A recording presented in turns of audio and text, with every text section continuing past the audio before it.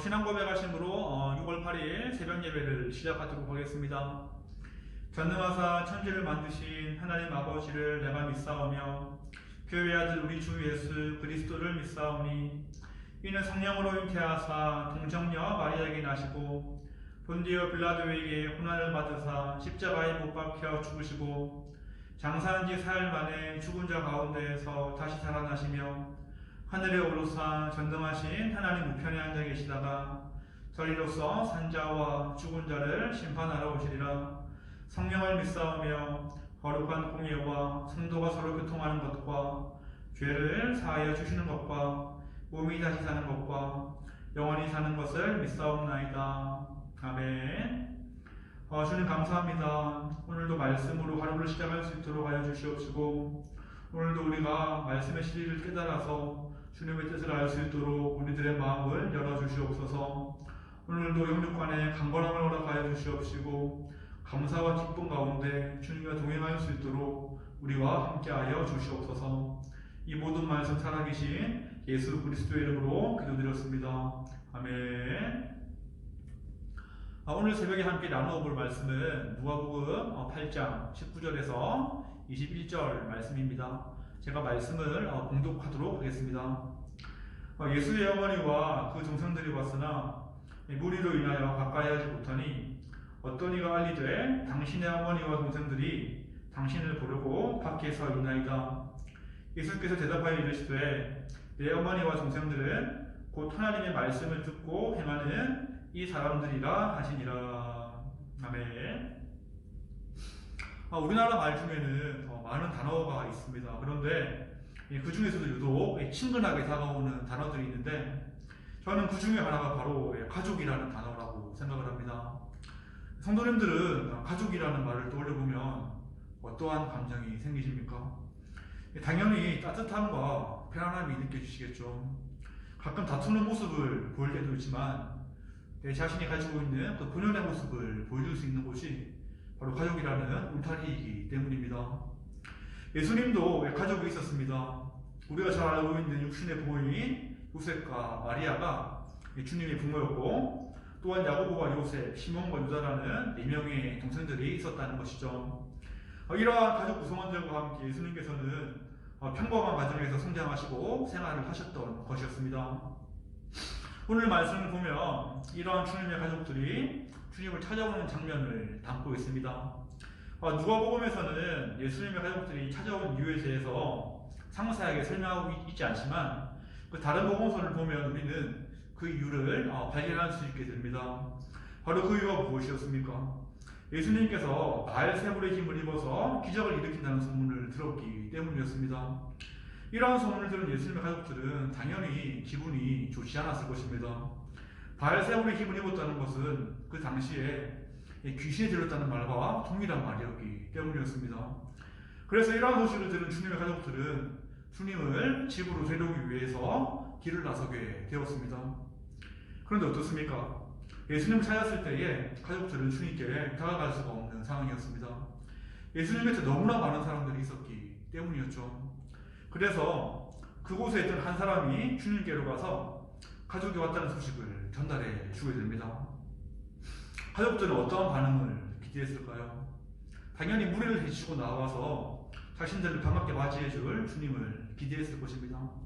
그런데 예수님은 그러한 모습을 보이지 않고 다소 엉뚱한 말씀을 하셨다는 것이죠. 21절에서 주님은 이렇게 말씀하셨습니다. 예수께서 대답하여 이르시되 내 어머니와 동생들은 곧 하나님의 말씀을 듣고 행하는 이 사람들이라 하시니라. 예수님의 말을 전해들은 가족들은 이 말을 어떻게 이해했을까요? 아마도 저라면 이렇게 이해했을 것입니다. 저 사람들은 내 가족이 아닙니다 라는 말로 이해했을 것이라는 것이죠. 상당히 기분이 나빴을 것입니다. 그런데 예수님이 하신 말씀은 정말 그런 뜻이었을까? 그렇지 않은 것을 우리는 알고 있죠. 예수님은 육신의 가족도 사랑하고 아끼시는 분이었습니다. 예수님께서는 육신의 아버지 조셉이 죽은 후에 30세까지 가족들을 부양했다라는 이야기도 있고 또한 십자가에서 돌아가실 때에 요한에게 어떠한 부탁을 했습니까? 자신의 육신의 어머니였던 마리아를 부탁하는 모습까지도 보여주었다라는 것이죠. 그렇다면 예수님은 어떠한 의도로 이러한 말씀을 하신 것일까요? 바로 새로운 영적인 가르침을 주기 위해서였습니다. 예수님이 이렇게 말씀하신 이유는 영적인 관계 또한 육신적인 관계와 마찬가지로 구속력이 있다는 것을 말씀하신 것이었습니다. 조금 더 쉽게 표현을 해보자면 이러한 말이 되는 것이죠. 육신의 가족뿐만 아니라 주님을 따르며 섬기는 자들도 혈육과 같은 가족이라고 주님께서는 선언하신 것입니다.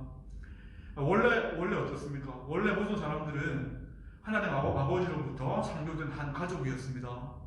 거울을 보는 것처럼 상대방이 나를 보고 내가 상대방을 보는 그러한 관계였고 아무런 거리낌 없이 없는 한 몸과 같은 관계였다라는 것입니다. 그런데 어떻게 되었습니까? 아담의 범죄로 인해서 죄가 이 땅에 들어오게 되었습니다. 그 죄로 인해서 하나님과 우리의 관계는 끊어지게 된 것이죠. 그뿐 아니라 죄 때문에 모든 인간관계도 끊어지게 되었습니다. 모든 인류가 비참한 상태에 빠지게 된 것이었죠. 서로가 하나님 안에서 한 가족인 것을 까맣게 잊어버린 채 미워하고 질투하고 시기하면서 심할 때는 어떻게 합니까? 서로 죽이는 모습까지 보여주면서 우리는 살아가고 있다는 것입니다. 그런데 이제 예수님께서는 자신을 통해서 다시 우리가 한 가족으로 회복될 수 있다라고 말씀하시고 계시다라는 것이죠. 예수님은 십자가 사건을 통해서 죄로 망가진 모든 관계를 회복시켜 주실 것이기 때문이었습니다. 여기에 대해서 에베소서 2장 13절은 이렇게 말씀을 하고 있죠. 이제는 전에 멀리 있던 너희가 그리스도 예수 안에서 그리스도의 피로 가까워졌느니라 라고 말씀하고 있다는 것입니다.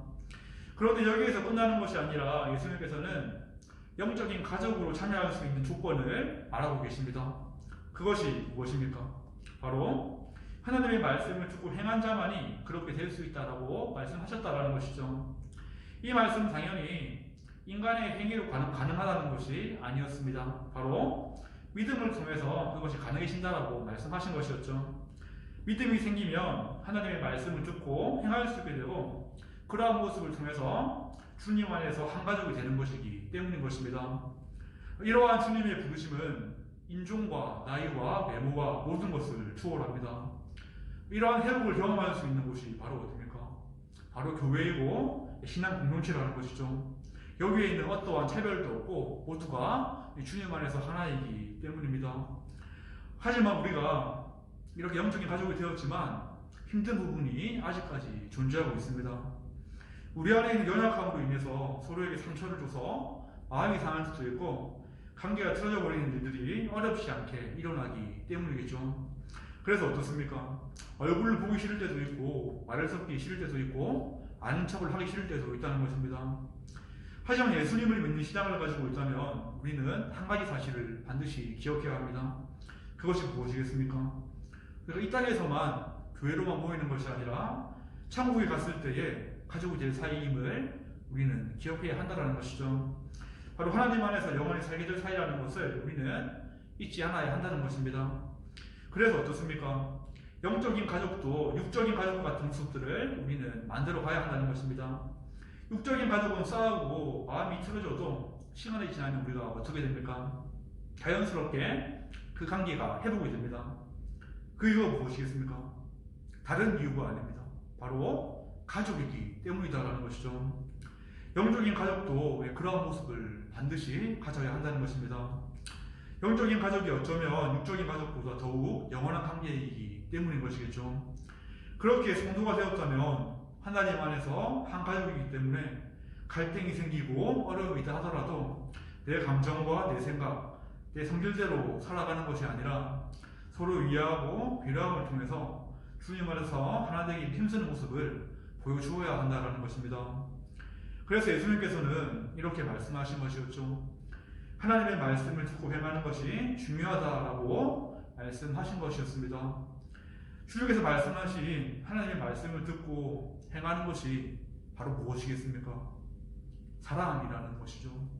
하나님은 사랑으로 우리를 한 가족으로 만드셨기 때문입니다. 그리고 우리는 그 사랑으로 하나님의 나라를 경험하고 살아낼 수 있게 되었던 것이죠. 하나님의 시각으로는 내 옆에 있는 한 지체가 가족과 다름없는 관계이기 때문에 주님께서는 이렇게 명령하신 것이었습니다. 하지만 어떻습니까? 하나님의 말씀을 듣고 우리가 행하는 모습이 전혀 없다면 그 사람은 하나님의 가족을 깨트리는 자가 될 수밖에 없다는 것을 오늘 말씀을 통해서 우리는 또 알게 된다는 것이죠. 오늘 말씀을 맺도록 하겠습니다. 하나님은 예수님을 통해서 영적인 가족관계를 회복시켜 주셨습니다. 그렇기에 교회 공동체는 비즈니스 관계도 아니고 동호회도 아니고 인맥을 넓히는 그런 것도 아님을 우리는 기억해야 할 것입니다.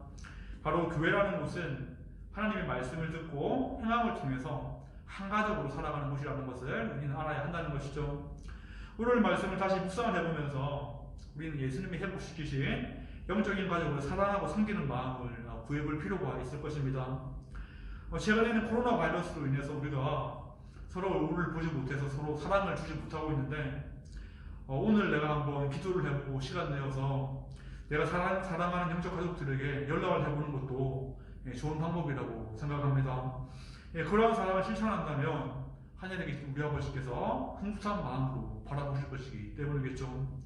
말씀을 마치면서 구회 단연합교회가 날마다 사랑 가운데 함께 자라날 수 있는 주님의 가족이 되기를 주님의 이름으로 축원하겠습니다. 기도하겠습니다. 주님 감사합니다. 오늘은 영적인 가족이 무엇인지에 대해서 우리가 말씀을 나눠보았습니다. 죄로 인해서 우리가 모든 관계가 깨어지고 정말 우리가 서로를 미워하는 마음들이 있지만 주님 안에서 하나로 만들어 주시옵시고 다시금 주님 안에서 사랑할 수 있는 존재로 만들어 주시면 감사합니다. 우리가 육신적인 가족들만 사랑하는 것이 아니라 주님 안에서 영적인 가족이 되어서 서로를 사랑할 수 있도록 하여 주시옵시고 그 사랑으로 인해서 우리가 이 땅에 임한 주님의 나라를 경험할 수 있도록 우리 마음 가운데 믿음을 허락하여 주시옵소서. 서로 우리가 얼굴을 보기 힘들고 서로 만나기 힘든 상황이 있습니다. 하나님 우리에게 사랑의 마음을 주셔서 주님께 허락하여 주신 영적인 가족들을 서로 볼 수 있도록 하여 주시옵시고 그 마음을 통하여서 우리가 서로 위로하며 주님 안에서 위로함을 받을 수 있도록 주님께서 은혜를 허락하여 주시옵소서. 이 모든 말씀 살아계신 예수 그리스도의 이름으로 기도드렸습니다. 아멘. 주기도문으로 오늘 새벽 예배를 마치도록 하겠습니다. 하늘에 계신 우리 아버지여, 이름이 거룩히 여김을 받으시오며 나라가 임하시오며 뜻이 하늘에서 이루어진 것 같이 땅에서도 이루어지이다. 오늘날 우리에게 일용할 양식을 주시옵고 우리가 우리에게 죄진 자를 사하여 준 것 같이 우리의 죄를 사하여 주시옵고 우리를 시험에 들게 하지 마시옵고 다만 악에서 구하시옵소서. 나라와 권세와 영광이 아버지께 영원히 있사옵나이다. 아멘.